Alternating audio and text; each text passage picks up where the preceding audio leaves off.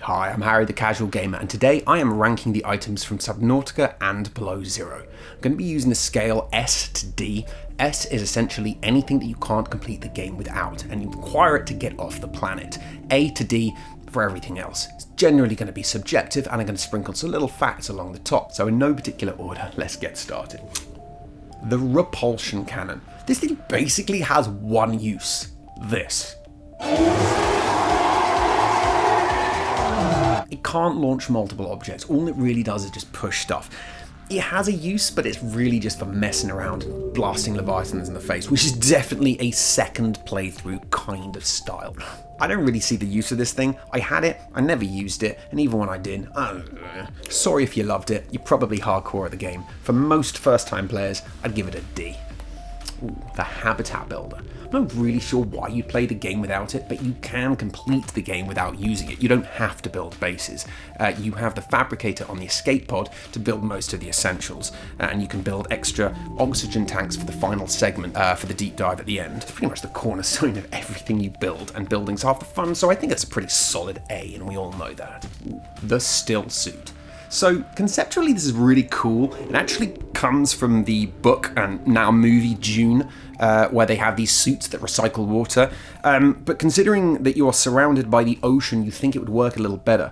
In short, it gives you 40 water back per day, but you actually need 60. So you still can't ignore water while you're wearing it. So it's pretty painful swapping out the reinforced dive suit for this thing when you still need to carry water around. It has a lot of potential, but pretty much never use it because it's just not good enough. I'd give that a D.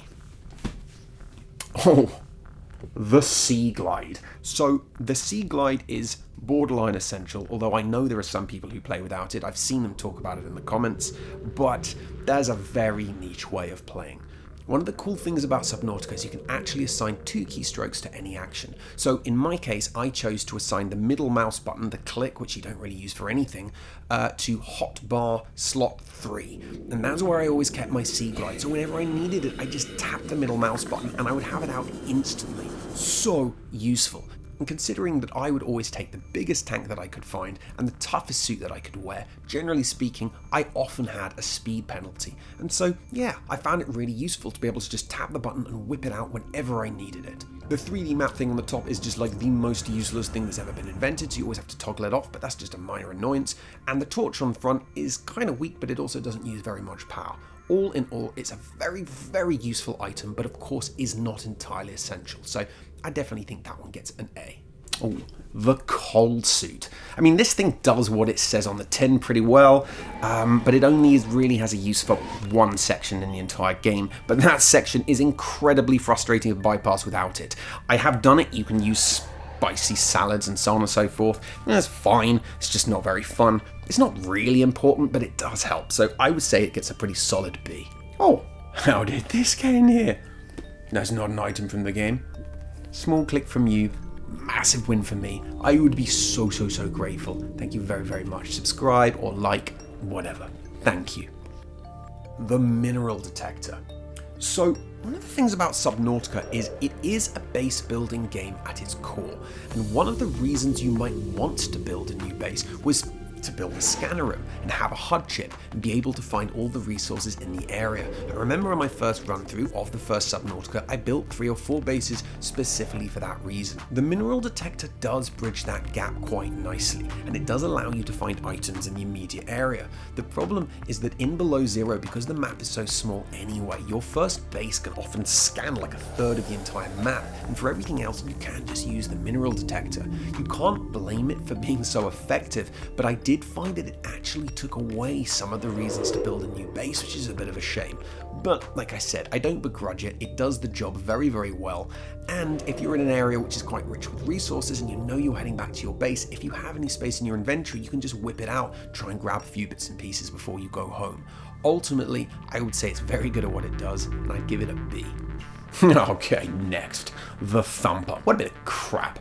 I mean, the Fee Robotics hub was too long and boring. Basically everybody knows that, and the only thing that made it exciting was the snow worms. This thing could have been so exciting if they forced you to use it and it had been like a whole thing. Instead, look at this. Like, its range is rubbish. I actually never seen footage of anybody using it effectively. I just think they made it too underpowered. It's a cool concept, but it's a bit of a joke. Unfortunately, I think that gets a D. Ooh, the Ultra Glide fins. For some reason, not all of these items appear in the PDA, so I had to get a little inventive. My apologies. Okay, so the way that speed works in the game is that you swim with a base speed of about 5.7 meters per second if you aren't holding any equipment and you don't have anything on you. If you're holding a piece of equipment in your hand, that slows you down by 0.95, so just less than 1. If you have the reinforced dive suit on, which you probably are wearing for the second half of the game, that slows you down by another 0.95, so nearly 1 again. And if you put the ultra high capacity tank on your back, that's 0.6. So once you load yourself up with some pretty common equipment, you might find that your speed is slowed down to as little as 3.25 meters per second, which is a little painfully slow. By wearing the Ultra Glide fins, it brings it back up to 5.13, which is just a little bit below the base swimming speed. So ultimately, if you want to load yourself up with equipment like most of us do, the Ultra Glide fins are kind of essential. However, the Seaglide overrules everything and it doesn't matter what you're wearing. Personally, I like to use a hotkey so I could toggle the Seaglide on and off at will. I actually use the middle mouse button. And so with that in mind, you can load yourself down with the heaviest equipment, and then whenever you want to swim around quickly, you just toggle on the Seaglide.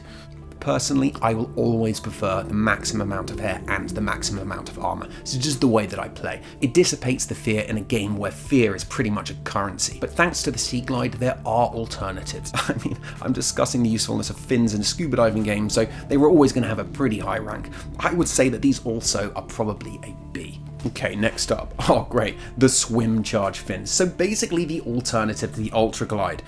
These things will charge any tool in your hand by 1% for every 10 meters you swim, which is like nothing in Subnautica.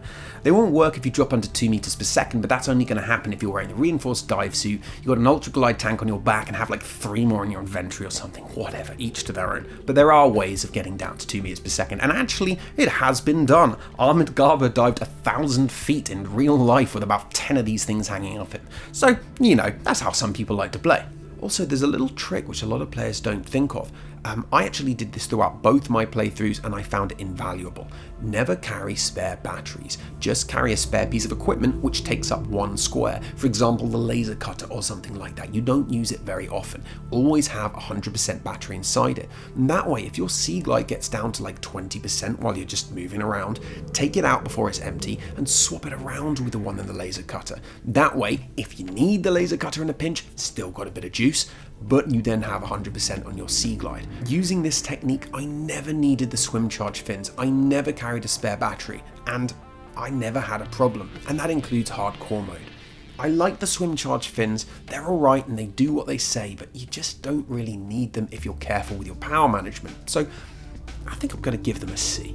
Oh, the prawn suit. I mean, come on, it's not the fastest and it doesn't have the biggest inventory, but it is the best at dissipating fear, which is pretty much a major obstacle to progression. It has the depth to get pretty much everywhere, keeps you safe, and has a decent sized inventory. Ultimately, it's not essential. Obviously, you only need 1 vehicle in the game and it doesn't have to be this one, but it's like the coolest vehicle and everyone loves it and I don't need to talk about it, it's clearly an A.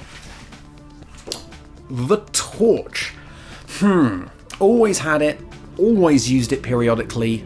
Probably one of the only items that I actually burned the battery down to 0 on multiple occasions. Early game I did use the Seaglide. It also has a torch. If you didn't know that, it's not as powerful, but it burns through the battery slower, so that is a good alternative.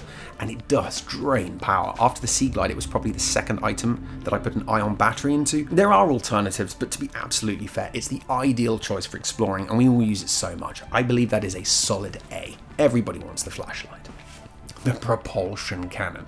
This is an interesting one. I think it's very, very useful for people who prefer an out-of-the-box approach to playing Subnautica, but most players probably won't use it beyond its basic function of just moving items. It's very useful, and it's actually essential because you can't board the Aurora without it. So that is an S-class item. The Survival Knife. Well, what can we say? It's essential to shear the creep vines, so we already know that it's an S. It is essential to remove biters, but there's no guarantee that you'll get a biter latched onto your arm. I'd say this thing is all about peace of mind. Once you get the knife, you just feel a little bit more brave in a world where bravery really helps you progress. It's top shelf material. The survival knife is an S. The air bladder. So I put off using this one for ages. I just thought it'd be easier to use oxygen management and just ignore it, but actually it is incredibly good in a pinch, especially if you hotkey it on your toolbar and you suddenly realize you're in a bit of trouble. However, when there's always space above you, like in Subnautica, it's pretty effective. It's a little bit slower in Below Zero, where it's a little bit quicker. You often have cave roofs above you, which can stop you going all the way to the surface. So all in all, it does what it does very well. It is very useful. It's certainly not essential. I would give that a solid B.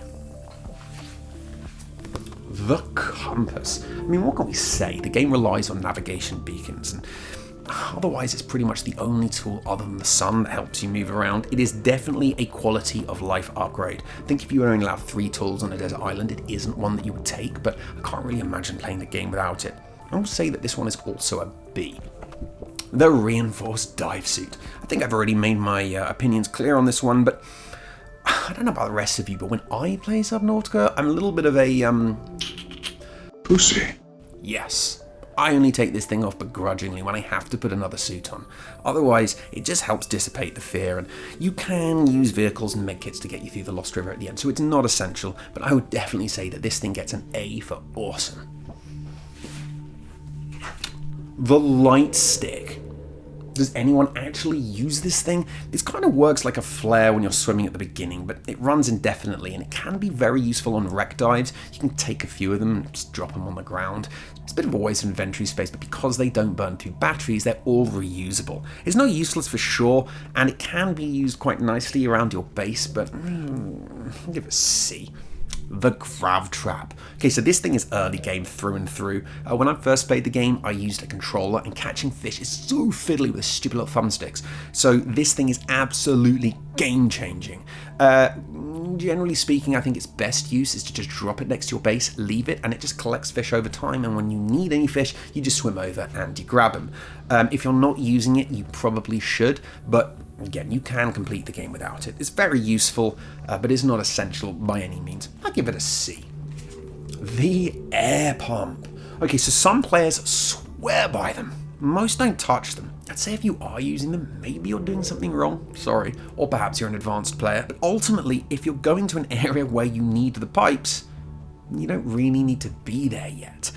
It's cool for an exterior grow bed. You can like have air bubbles around that allows you to like navigate your base outside without worrying about oxygen. They're alright. They are kind of useful, but I wouldn't really miss them if they're gone. But they do have a use, and what they do well. So that's C grade. The repair tool. I mean, this is essential to repair the radio and get the show on the road, so we already know it's S-class. But besides that, even if it wasn't, the idea of not having this thing in the game just gives me the shivers. It would make it like twice as scary. You never leave the cave without it. It's like if A-class and S-class had a love child. Yeah, that's S-class with a cherry on top.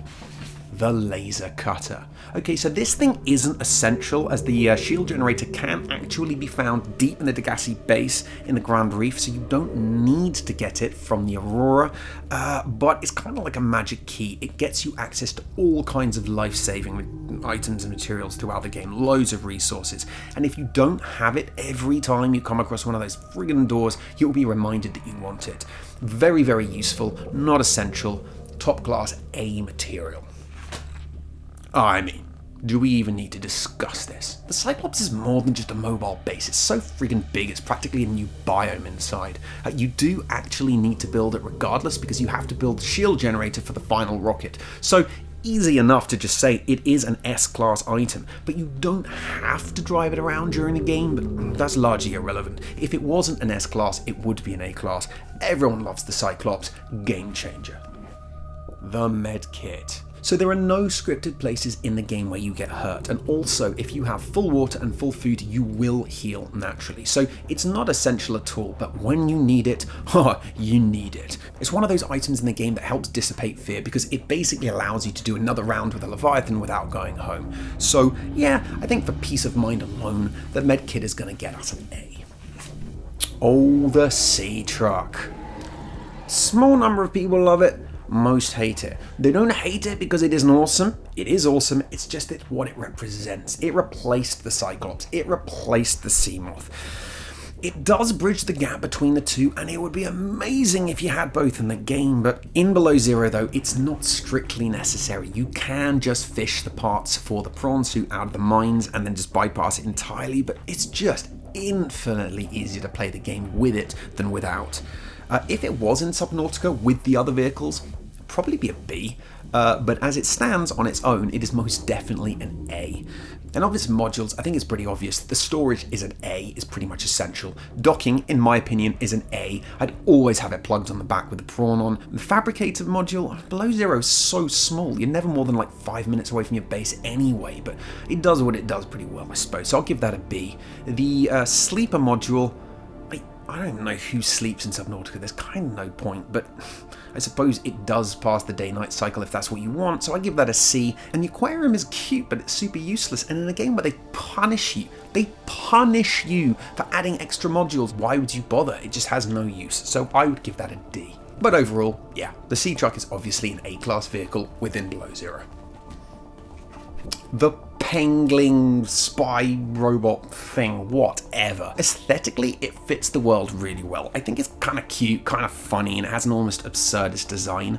But in regards to functionality, the mineral collection is rubbish. You get like 4 items and it's really, really slow. And really, it's just more about Sam and pushing the story forwards, and it was a story that not that many people really liked. Considering Sam's legacy, I'd say it's kind of tragic that the item actually isn't more relevant. It would have made her a more cool character if she'd at least left this amazing item behind.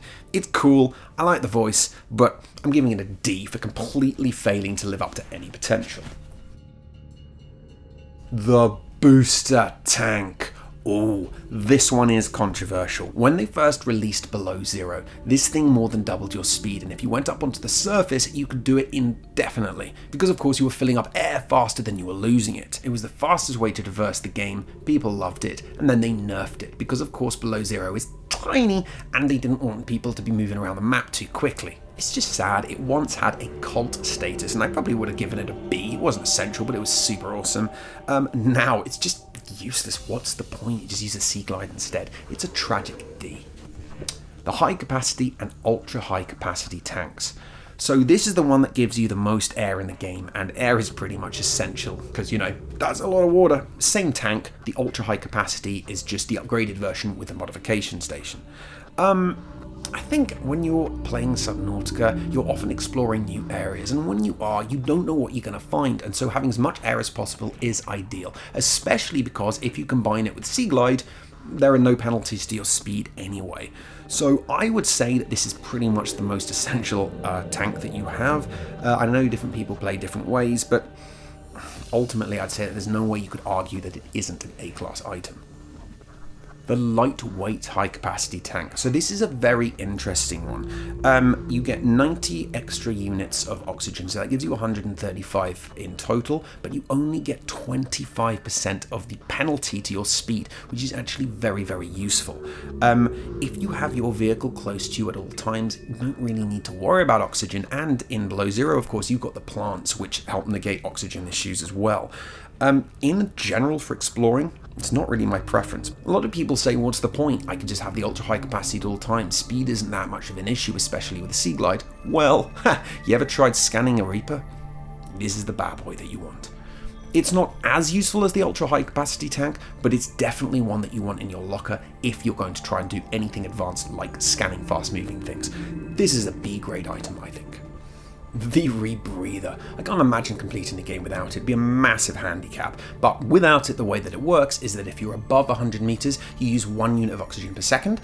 If you're between 100 meters and 200 meters, you then use 3 units of oxygen per second, and if you're below 200 meters, you then use 5 units per second. That's 5 times the normal speed. So just for an example, the ultra high capacity tank gives you 3 minutes and 55 seconds of oxygen with the Rebreather. If you take off the Rebreather, that's just 45 seconds under 200 meters. the game's borderline unplayable. It's not essential, especially if you're running vehicles, as they can take you pretty much to the door of most places that you go, but it's a hair's breadth away.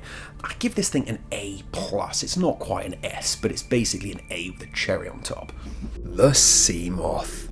All the vehicles in the game are iconic and beautiful, but none more so than this one. Yeah, it's not essential. You can basically get to the Aurora without it and just go and get the prawn suit, but who'd want to play the game without the Seamoth? Freaking suck if you didn't get the ball around in this thing. Clearly, it's an A. The Flare. Do you use the Flare? I don't use the freaking Flare. It distracts some creatures, but I've never bothered myself. Like, literally, I've racked up, I don't even want to know how many hours. Never use it. The amount of light that it creates is blinding, and you get so many of them at the beginning. All they do is just fill up your lockers. They're really annoying, especially because if you get your skates on, you can just build more useful items. It does have a use. It's not entirely useless, and I'm sure there are people that do say that they use it all the time. So I think it's fair to give it a C rank because it can distract creatures, but I think there are easier ways of playing the game. Ooh, the Thermal Blade. Okay, so the survival knife is definitely an S, we know that, and this is an upgrade. This thing does 40 damage as opposed to the survival knife, which only does 20. But the Reaper has 5,000 health, so that's 125 hits with this knife as opposed to 250 with the survival knife. So sure, if you're taking out Reapers, it does have a use. I think the best thing about it is that it doesn't cost you anything per se. You would always have the survival knife anyway, so you just upgrade. It doesn't really cost you anything.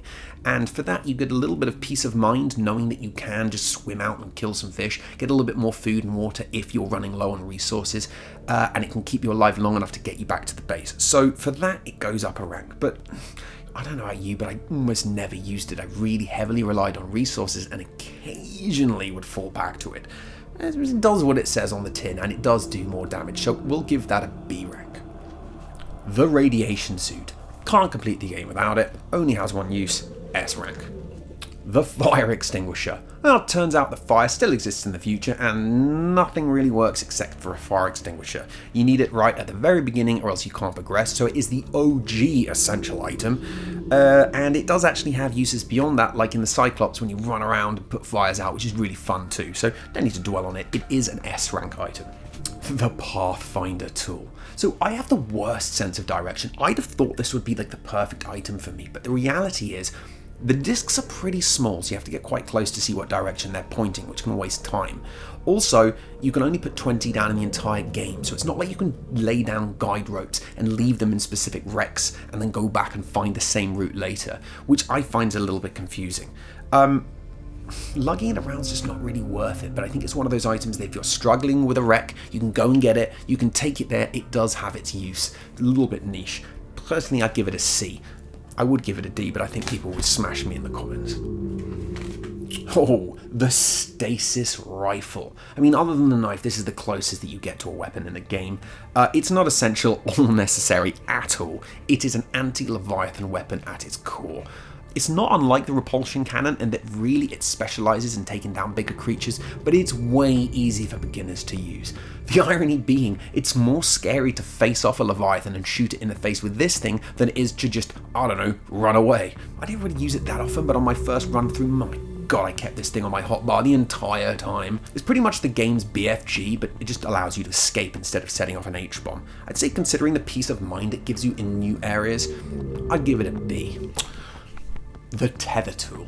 So anything that involves putting another module on the Seatruck kind of irritates me, to be honest, because unlike the original Subnautica where you upgrade to the Cyclops and you just get more toys to do more stuff, you're constantly reminded that every time you add another module to the Seatruck, it gets slower and more cumbersome. And so you have to ask yourself, do I need the Tether Tool? Well, if you just played a bit more sensibly and didn't die, you wouldn't need it. And if you do, you can just build another vehicle for not too much resource and just travel to where you left the old one, climb in, and off you go. However, it does offer quite a cheeky little trick. When you use it, it'll always take you to the oldest module that you built. And so if you have one attached to a Seatruck next to your base, and you have another one on the vehicle that you're driving, what you can do is you can get out of your vehicle, you can go and disconnect the module on the back, and so it's no longer powered. So if you then use the Tether Tool, you'll actually end up teleporting back to the base. And you can use this to bunny hop around and so on and so forth, but that's not a first time playthrough. I feel that it's supposed to be an item that helps early players because you can basically teleport back to your vehicle, which is a nice idea, but ultimately it ends up being something that's used by advanced players by basically breaking the game. If you'd been able to leave the little pods in different places around the game and teleport straight to them, it would have been a little bit OP, but it actually would have had more of a use, maybe as an endgame item. As it stands, it's just in case you die, and there are easier, cheaper ways to get back to your vehicle, so I'm giving it a D. The scanner. Essential for everything. There's a reason that it's on all the posters. S rank. What? Okay. Thank you very, very much. A small click from you is a massive win for me. There's definitely no dogs in Subnautica. Be gone. As always, thank you to my Patreons, both of them, and thank you to all my subscribers and everybody who watched this video. I hope you found something useful and you enjoyed it. Thank you very much. Take care of yourself, and hopefully see you next time.